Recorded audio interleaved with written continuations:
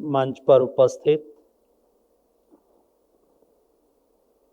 जिन्होंने बहुत अच्छे आप लोगों को एक युवा प्रतिनिधि के रूप में टिप्स दी है, ऐसे मेरे साथी मंत्री रक्षा खड़से जी, हमारे बीच में उपस्थित हमारे विभाग के सेक्रेटरी नीता राजू लोचन जी, नितेश जी, बेनीता जी,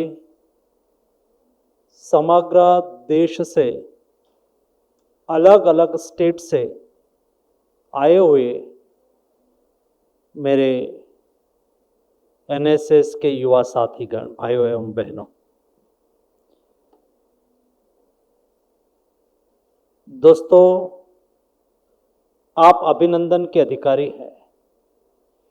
सारा देश में केवल 400 वॉलंटियन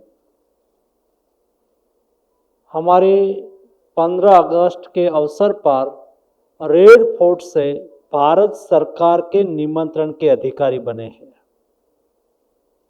आप सौभाग्यशाली हैं कि सरकार की ओर से आपको इसलिए इनविटेशन दिया गया, आपने युवा वय में कुछ अच्छा कार्य करे हैं, आप सेवा कार्य के साथ जुड़े हैं, आप रचनात्मक कार्य के साथ जुड़े हैं, आपने जो आपके साथी है उसमें से बेस्ट परफॉर्मेंस करा है, इसलिए भारत सरकार की ओर से हमारे स्वतंत्र दिन के अवसर पर आपको विशेष आमंत्रित के रूप में इनविटेशन दिया गया है। और जब आप 3-4 दिन दिल्ली में रुकने वाले हैं, शायद कल आ गए ना, अभी आप 3-4 दिन रुकेंगे, कई लोगों को मिलेंगे। मुझे बताया गया कि कल आप डिफेंस मिनिस्टर को भी मिले थे, आज आप हमें मिले हैं, और भी कई कार्यक्रम होंगे आपके। मेरा आपको 1-2 क्वेश्चंस है, आप रिप्लाई करेंगे, जवाब देंगे? उसमें से माय भारत पर रजिस्ट्रेशन किसने करवाया है, जरा हाथ खड़ा करें।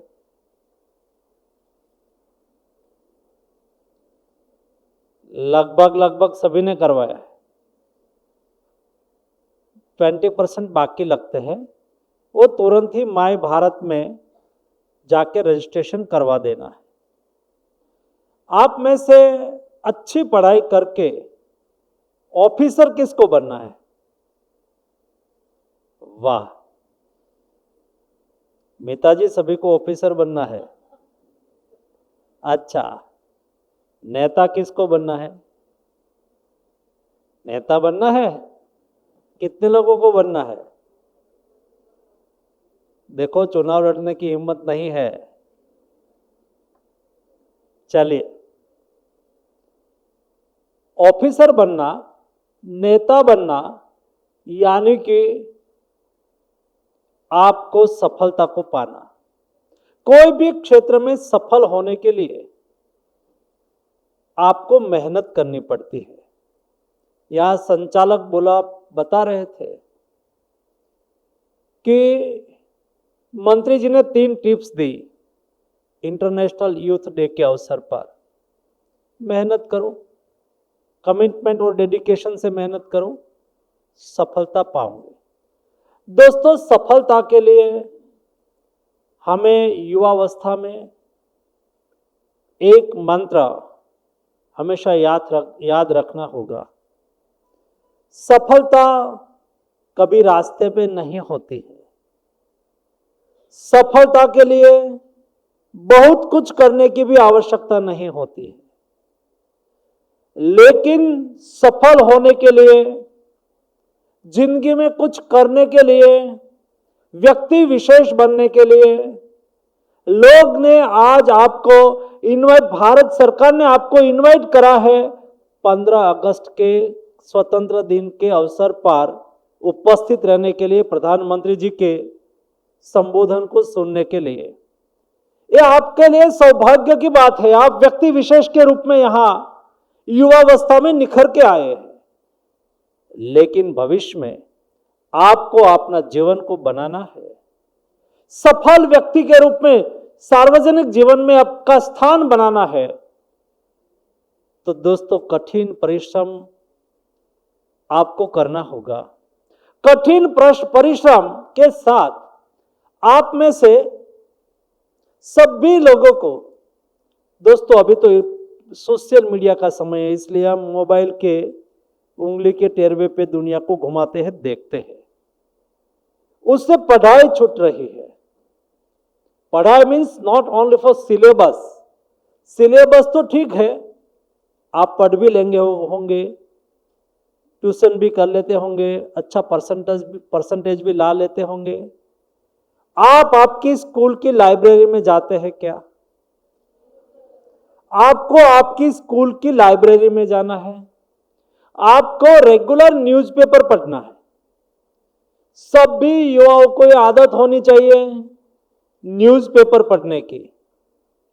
न्यूज़पेपर पढ़ के आपको करंट अफेयर्स यानी कि वर्तमान में क्या चल रहा है उसकी इंफॉर्मेशन मिलेगी। देश में क्या हो रहा है, दुनिया में क्या हो रहा है, वो न्यूज़पेपर पढ़ने से हमें इंफॉर्मेशन लेनी है।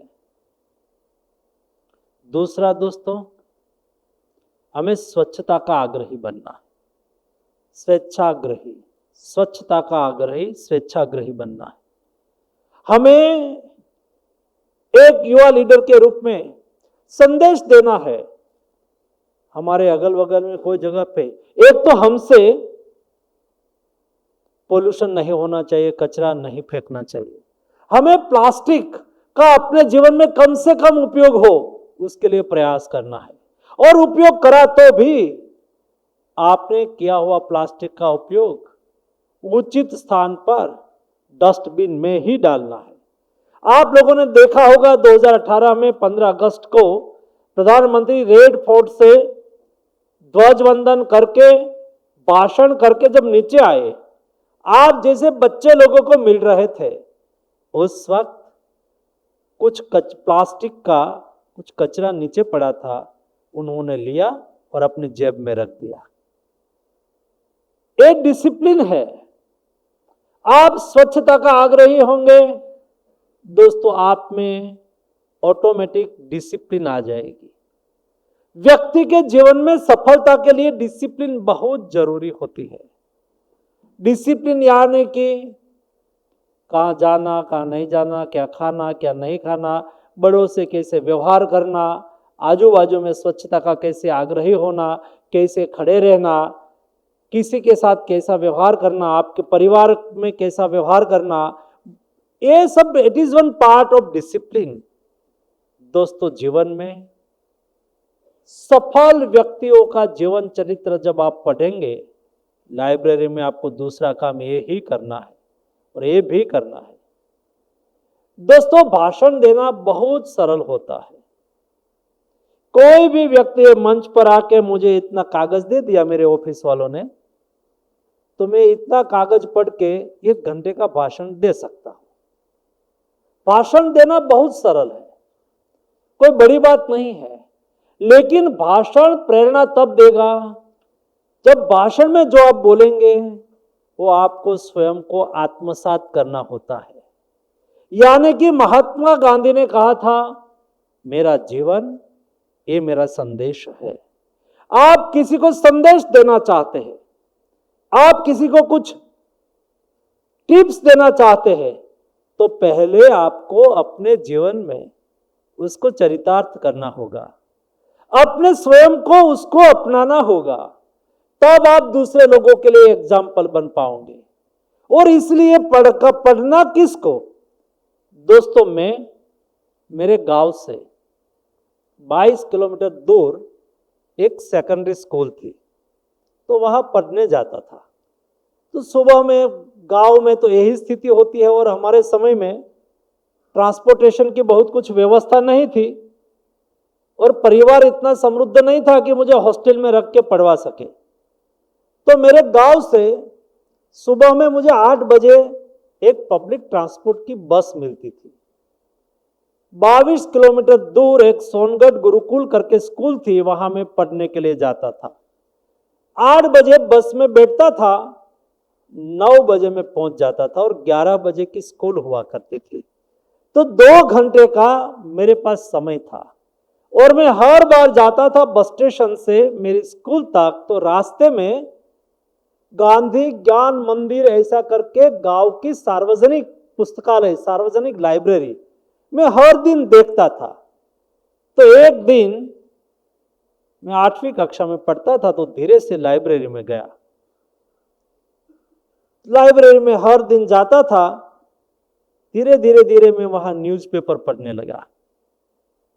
तो मेरी रुचि धीरे धीरे न्यूज़पेपर पढ़ने में लगी। बाद में मैं धीरे धीरे थोड़ा लेसन भी कर लेता था और न्यूज़पेपर पढ़ता था।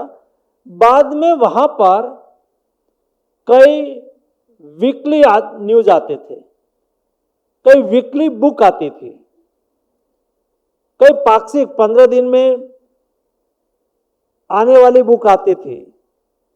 तो मैं उसको पढ़ता था और वहां के ट्यूटर से मेरी धीरे धीरे दोस्ती हो गई। तो मैं उसको कहता था कि बस में मेरे पास टाइम होता है, पूरा नहीं, चालू नहीं, अभी जो आई हुई है बुक तो आप मुझे नहीं देंगे, लेकिन वीकली कोई बुक होती है, बुकलेट होती है, तो दूसरे वीक में वो एक्सपायर कर जाती है और अपने यहाँ एक जगह पे रख देते हैं। तो मैंने रिक्वेस्ट करा कि पुरानी हो जाने वाली बुक आप मुझे दे सकते हो, तो उन्होंने मुझे दिया। तो मैं हर दिन ले जाता था, हर वीक में एक बार, और उसको पढ़ता था। पढ़ाई में मेरी रुचि बढ़ने लगी। तो धीरे धीरे लाइब्रेरी में जो बुक होती थी, पुस्तकें होते थे, उसके ऊपर मैं हाथ आजमाने लगा। उसमें मैंने पहला काम करा, देश और दुनिया के सफल लोगों का जीवन चरित्र को पढ़ना। और दोस्तों, मैंने सफल लोगों का जीवन चरित्र को पढ़ा तो उसमें सभी में ये 3 बात कॉमन थी। सब लोग बहुत डिसिप्लिन थे, टाइम का आग्रही था, सब सफल लोग में कॉमन जो टिप्स निकल के आई, चरित्र निकल के आया, वो टाइम का आग्रही था, वो स्वच्छता के आग्रही थे, वो हार्ड वर्कर थे, एकदम मेहनत करने वाले थे, कमिटमेंट और डेडिकेशन के साथ काम करने वाले थे। ये सब लोग के नाम से किताब बनी, उसको हम पढ़ते हैं। दोस्तों, उससे मुझे प्रेरणा मिली कि मैं भी ये बातों को फॉलो करूं और बड़ा आदमी बन सकता हूं। दोस्तों, एक गांव में रहने वाले गरीब किसान परिवार में पैदा होके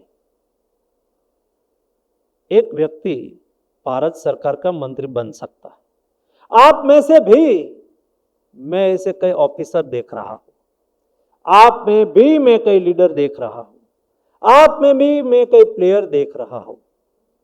आप सब में अपार क्षमता है दोस्तों, आप में शक्ति का कोई अभाव नहीं है और आप भाग्यशाली हैं।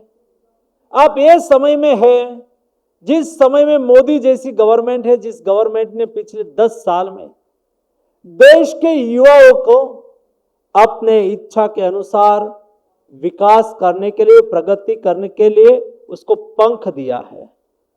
आप में कोई इनोवेशन है, आप स्टार्टअप करना चाहते हैं, आप स्टार्टअप योजना का लाभ ले सकते हो। आप स्टैंड अप खड़ा होना चाहते हो, खड़ा होने के लिए भारत सरकार आपको सहयोग कर सकती है। आप कुछ छोटी मोटी लोन लेके आगे बढ़ना चाहते हैं, आप आगे बढ़ सकते हो। आप हायर एजुकेशन लेना चाहते हैं, सरकार ने सारी व्यवस्था करी है।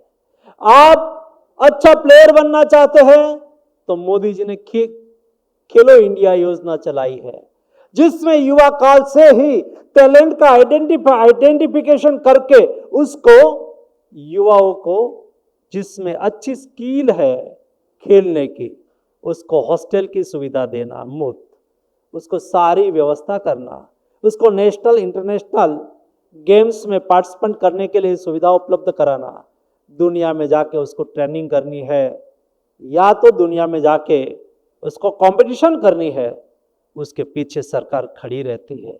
दोस्तों, आज ये समय है, आप में रही हुई स्किल, इस स्किल को एक्सपोजर मिले, उसके लिए सारी इकोसिस्टम इस सरकार ने बनाई है, क्योंकि हम मानते हैं यूथ ये देश का भविष्य है।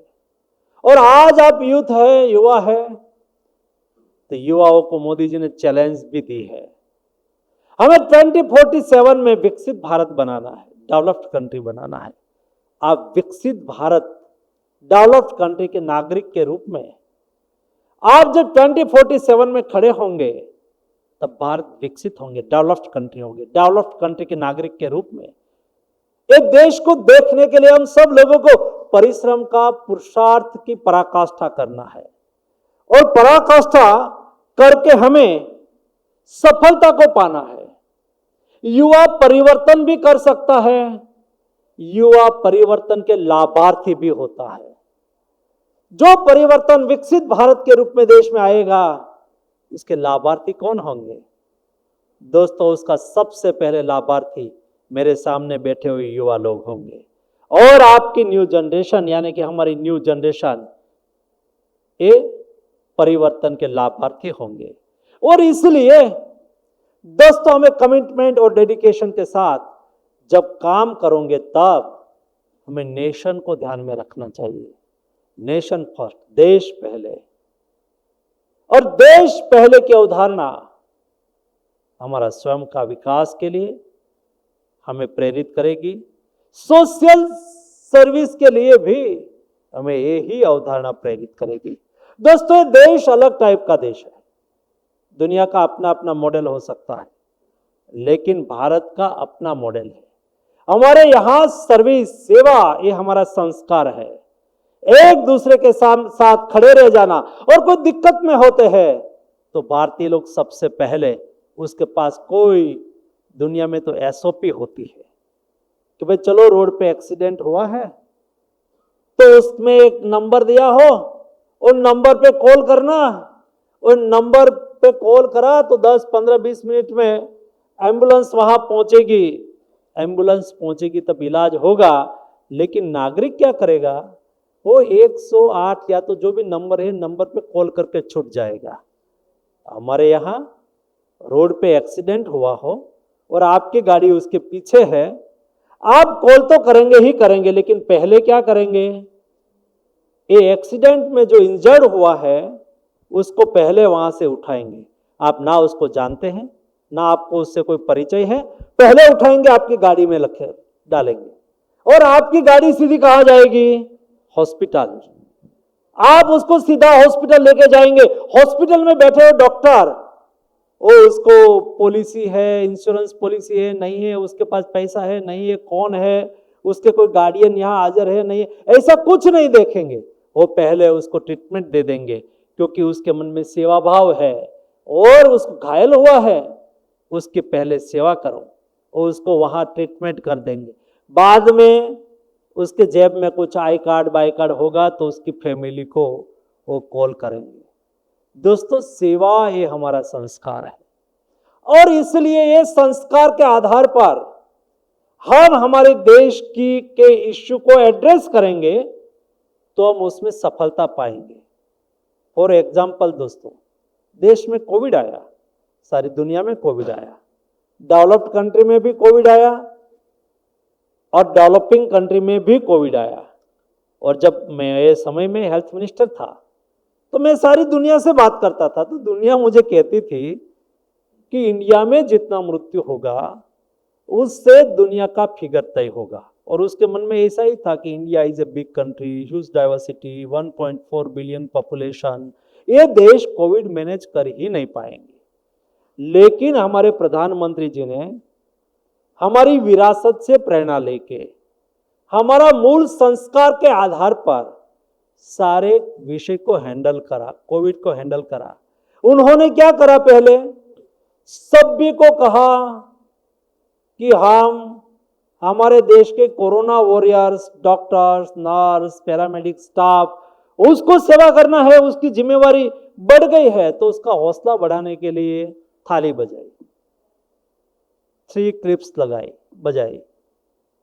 आकाश में ट्राई कलर से एयरफोर्स के प्लेन ने उसका अभिवादन करा, तो दुनिया में डॉक्टर्स ड्यूटी पे नहीं आते थे, दुनिया में इस समय में नर्स छुट्टी पे चली जाती थी, दुनिया के मैं बात कर रहा हूं। लेकिन हमारी विरासत ने हमें सिखाया है, सेवा ये हमारा संस्कार है, उसको उजागर करो। तो हमारे देश में कई डॉक्टर ने अपना प्राण गंवा दिया, कई नर्स ने अपना प्राण गंवा दिया, कई पैरामेडिक स्टाफ, कई पुलिस कर्मियों, उन्होंने अपने स्वयं को खपा दिया, लेकिन अपनी ड्यूटी नहीं छोड़ी और देश को बचा दिया। दोस्तों, ये हिंदुस्तान का मॉडल है और ये मॉडल के आधार पर हमें आगे बढ़ना है। देश को 2047 में हमें विकसित भारत बनाना है। ये विकसित भारत बनाने के लिए आप लोग जहां भी होंगे, कोई काम में होंगे, कोई व्यवसाय में होंगे, कोई गवर्नमेंट जॉब में होंगे, जहां भी आप होंगे वहां जो भी काम करोगे वो काम में पूरी लगन से, कमिटमेंट से कोई भी काम करो, उसमें देश पहले देखना चाहिए। आप अच्छा बिजनेसमैन बन जाओ। जब आप बिजनेसमैन बनो तब आपके मन में होना चाहिए कि मेरे देश को मैं अच्छी चीजें पहुंचाऊं, मैं प्रॉफिट लो लेकिन रिजनेबल प्रॉफिट लो। ज्यादा प्रॉफिट लूंगा तो मेरे देश के नागरिक को ज्यादा सहना पड़ेगा। मैं डॉक्टर बनूंगा, मैं डॉक्टर हो, मुझे पूरी लगन से मेरे पास जो भी पेशेंट आएगा जल्दी से जल्दी साजा होना चाहिए, क्योंकि वो बीमार रहेगा तो उसका आउटपुट 4-5 एक सप्ताह तक कम हो जाएगा, तो उससे मेरे देश के उपार्जन पर नेगेटिव इफेक्ट आएगी। आप में से कोई लॉयर बन जाओ, मैं जस्टिस मेरे देश के नागरिक को मिले उसके लिए लगन से प्रयास करो। आप में से कोई नेता बन जाओ। दोस्तों, आपके मन में आना चाहिए मैं मिनिस्टर हूं, मेरी जिम्मेवारी है 24/7 मेरे पास यूथ अफेयर्स मिनिस्ट्री है, मेरे देश के युवाओं के लिए मैं क्या करूं, क्या करना चाहिए, कैसे कार्यक्रम बनाऊं ताकि मेरे देश के युवा मोटिवेट होकर देश के लिए काम करें। दोस्तों, आप जहां भी हो वहां आप ऑफिसर बन जाओ। आपके पास कोई फाइल आई, आपके मन में होना चाहिए कि ये फाइल एक दिन लेट होगी तो मेरे देश के एक व्यक्ति का काम एक दिन लेट हो जाएगा। कोई एनओसी देना है इंडस्ट्रीज को, कोई एनओसी देना है कोई काम को, मैं एक दिन लेट दूंगा तो ये प्रोजेक्ट एक दिन लेट हो जाएगा, एक दिन लेट हो जाएगा तो मेरे देश को एक दिन का नुकसान होगा।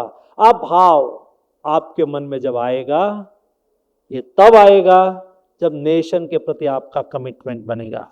और दोस्तों, देश को बनाने के लिए, देश को आगे बढ़ाने के लिए, नया भारत के निर्माण के लिए, 2047 में विकसित भारत बनाने के लिए मोदी जी ने कहा कि मैं केवल अकेला प्रयास करूंगा तो एक स्टेप में आगे बढ़ जाऊंगा। मेरा मंत्रिमंडल केवल एक साथ में प्रयास करेंगे तो 60 मंत्री है तो 68 मंत्री है तो 68 स्टेप आगे बढ़ जाएंगे। लेकिन मोदी जी ने कहा कि देश हम सबका है और इसलिए 140 करोड़ की जनता एक संकल्प के साथ एक स्टेप आगे बढ़ेगी तो देश 140 करोड़ स्टेप एक साथ में आगे बढ़ जाएगा। हमें 140 करोड़ स्टेप एक साथ में आगे बढ़ना है ताकि देश विकसित भारत बन पाए। दोस्तों, आप सब लोग भाग्यशाली हैं। आपको भारत सरकार की ओर से 15 अगस्त 78 हमारे स्वतंत्र दिन के सेलिब्रेशन के अवसर पर उपस्थित रहने का आपको मौका मिला है। मेरा सुझाव है, आप यहाँ आए हैं, मैं हमारे अधिकारी को भी कहूँगा आप और मेमोरियल भी देखिए। एक प्रधानमंत्री जी का अच्छा म्यूजियम है, उसको भी देखिए। कर्तव्य पथ पर भी आप जाइए और इतनी बड़ी संख्या में शायद राष्ट्रपति भवन में आपको प्रवेश मिलेगा नहीं मिलेगा मुझे पता नहीं, लेकिन प्रयास करना चाहिए। राष्ट्रपति भवन भी दिखाना चाहिए। विनीता जी उसके लिए एफर्ट करेगी, प्रयास करेगी। आप सबको मेरे ओर से हार्दिक शुभकामनाएं। धन्यवाद।